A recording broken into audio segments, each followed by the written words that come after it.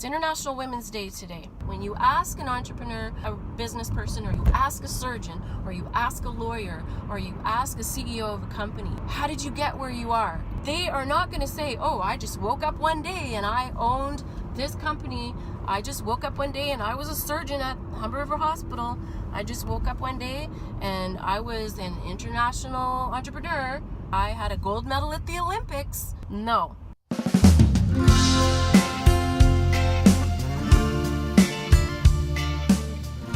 Welcome to The Drive. I'm Jackie from across the board, and here I am, driving again. Today, I want to talk to you about International Women's Day and how we can affect change, be the change, push for progress. The theme this year is to push for progress.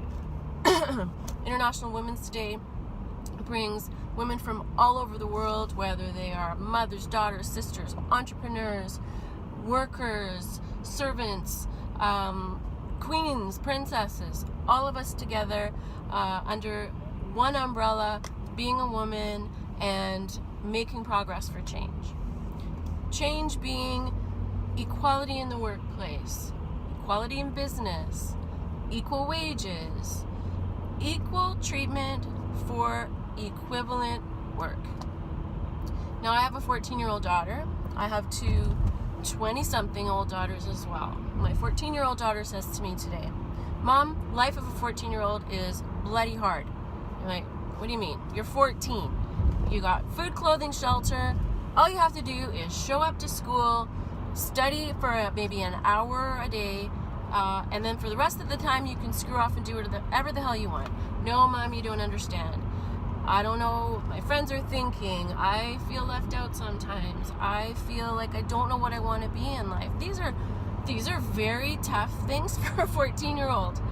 And I was thinking, man, at 28, I didn't know what I wanted to be in life. At 40, I started becoming a musician. It doesn't start or stop with an age. So the one thing that people ask me all the time, they've always asked me this, is how do you do everything you do?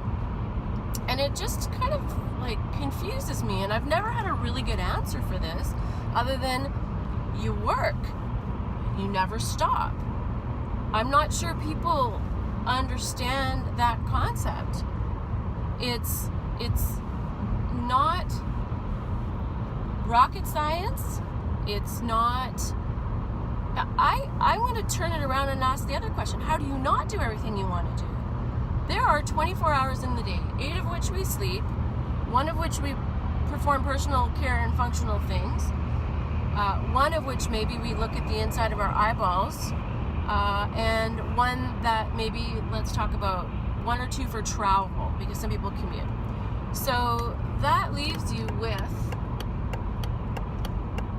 8 hours to work and a good 4 to 6 hours where what are you doing? What are you doing for that 4 to 6 hours? Are you sitting on the couch watching TV? Are you hanging out in the backyard watching your flowers? Are you gardening? Are you at the gym? Those are things to do. Or are you working? Are you working towards your dreams, goals, aspirations, and things that make you happy? You know, we all look at success stories and we think success, right?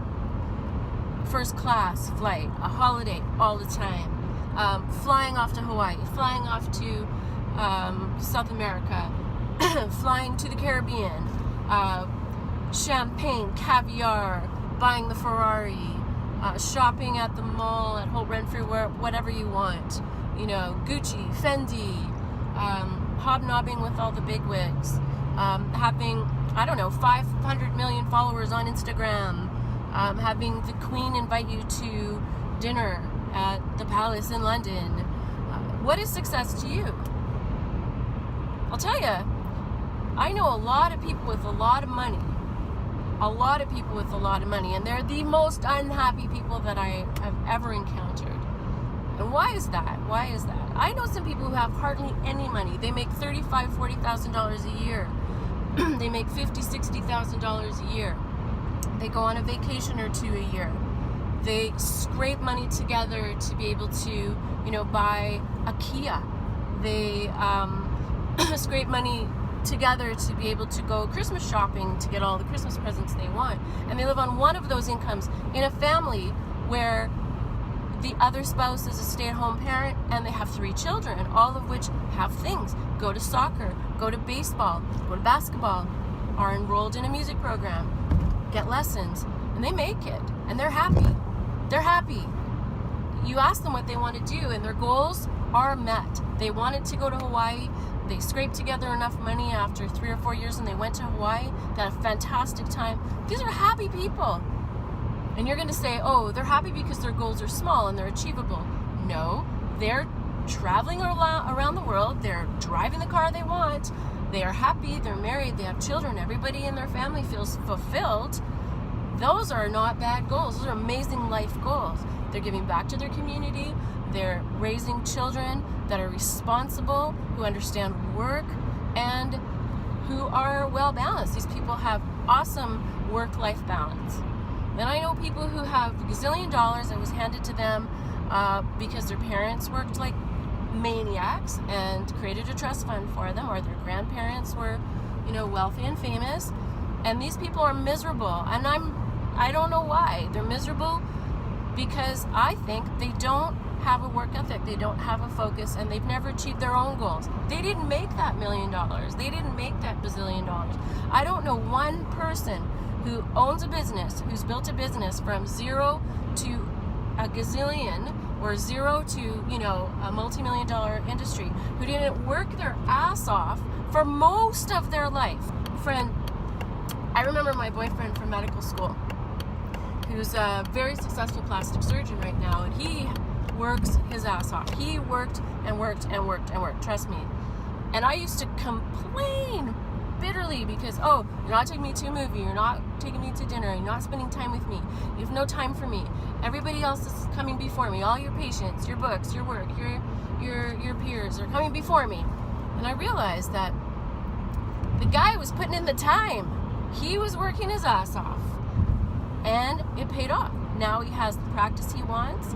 He built his own business from the ground up, even though he came from a family that had money. But the family also had work ethic. Both parents were business people. They were physicians, but they built their own practices. And he did the same. And I didn't recognize that at the time. And I was always a goal writer. I was like, oh, what do I want? So I make a list. I still do, so I make lists. I wanted to, by the time I was 30, own a house, write a book, have my own TV show, get into med school, and be married and have kids. And I did. I achieved that at about 29. I think the last thing that I needed to achieve was to get into med school. I got into med school at 29. And I was like, woohoo! And then you know what I did? I worked my ass off through med school and trying to get into a residency program. And I looked back and thought, wow, that's what you have to do. And then I got to 40 and I'm like, okay, now I've achieved all this stuff. I've gotten out, I finished my residency. Now what do I want?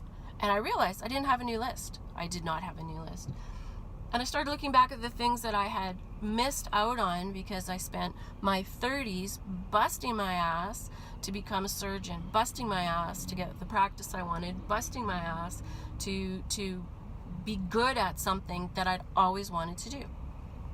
And I realized that I'd missed out on a few of the things that I thought maybe would make me happy. One of them was music. I'd always been a musician since I was 10, but I had not ever been really serious about it. I mean, I learned guitar and I played for joy and I had fun, but I'd never really scheduled it as a job. I'd never really made it an entrepreneurial adventure like I had, getting into med school and becoming a surgeon. And that's what I decided to start doing. So we started across the board. We started doing pick up and play. We started writing our music. We started YouTube back in 2013. And, we're up to the point now where we're putting out daily content and people are seeing me, all over YouTube, all over Facebook, all over Instagram, doing something that I love. Now I'm starting to be labeled the singing doctor, which is absolutely cool. I have no problem with that at all. And now people are again asking me, how can you be doing all of this stuff. I see you all over the place, and then I see you at work, and you're rested, and you seem happy. And I'm like, I'm working my ass off again. Here I am doing it again. Because this is what you do when you have a goal. This is what you do when you have an aspiration. You don't drive a Ferrari. You don't take your money and spend it frivolously on champagne and caviar. You invest. You invest in your future. You invest in your business. I don't expect to be making money as an outcome in my life. I never have. I've always wanted to have enough money to be comfortable, enough money to do what I wanted to do. But my dreams have never been to be sitting on a yacht in the south of France forever with a bottle of champagne in my hand. That's fun for a day. Actually, it's fun for about an hour, and then I get completely bored. And I've been there. I've taken the trip to Cannes and to Nice. You know, my girlfriend and I in med school, we, used to go in the summers to Europe, and we would spend a week or two basically just blowing off steam, because the other 50 weeks of the year we were working our asses off, and we had no money, so we stayed in hostels, but we would always meet people, and we were always pleasant and friendly, and people would want to show us their world. So we were able, to see those things, and we sat on those yachts, and we drank champagne, and really, honestly, I would be sitting on this yacht looking out at the ocean, watching somebody out there windsurfing. I'm like, get me off this bloody yacht, stick me on my windsurfer. I need to get back on my board, I was having more fun being active, getting better at windsurfing, hitting my jibe, learning how to jump waves, learning how to sail with a smaller board with a bigger sail in a bigger wind. Like, these were things that were way more fun to me than sitting on a yacht doing nothing at a heart rate of 40, falling asleep with some champagne, watching all the world go by. I mean, not my idea of fun. Everybody else has their idea of fun, and I'm not saying that is not a goal for you. All I'm saying is that when you ask an entrepreneur, a business person, or you ask a surgeon, or you ask a lawyer, or you ask a CEO of a company, how did you get where you are? They are not going to say, oh, I just woke up one day and I owned this company. I just woke up one day and I was a surgeon at Humber River Hospital.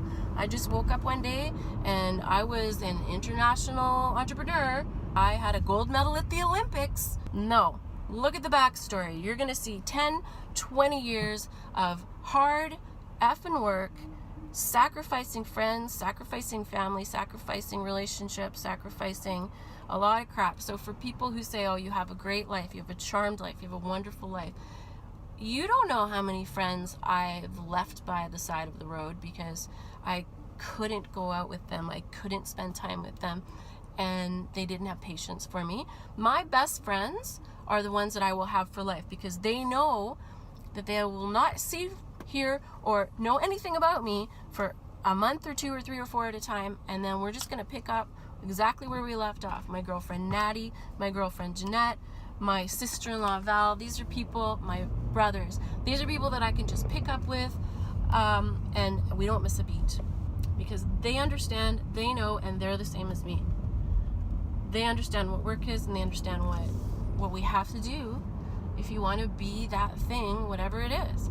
You want to be the best at something, you have to put in the work. It's not saying that you can't do it. Most people won't get it because they don't know what work is. So those 4 or 6 hours a day, what are you doing with them? It's International Women's Day today.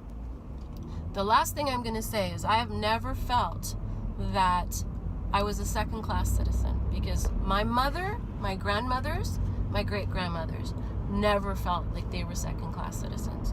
And they instilled in me that same feeling. So even if I was a second-class citizen and the world is paying me less, treating me different, giving me a harder time, making it more difficult for me to be an orthopedic surgeon, to be a rock star, to be an entrepreneur, to be a business person, to do whatever the hell it is that I want to do tomorrow, I don't care, because it doesn't affect me. I'm not going to let it affect me. Talk about pushing for progress. I am the progress. I am the change. I will never feel marginalized, because I just won't. Sure, I've been marginalized. I've had people try and marginalize me. People always try and marginalize women. I have people telling me, I can't believe you're an orthopedic surgeon, you're a female. Oh, you're too young to be my surgeon. Oh, you're my doctor? Question mark. You're here? Oh, I thought that J. Auguste was Jack Auguste. You know? Sorry, you got me, blonde, blue-eyed, girly girl. That's the way it is. I don't care. If you don't like me, if you don't like my shine, here's a pair of satin glasses. Peace out.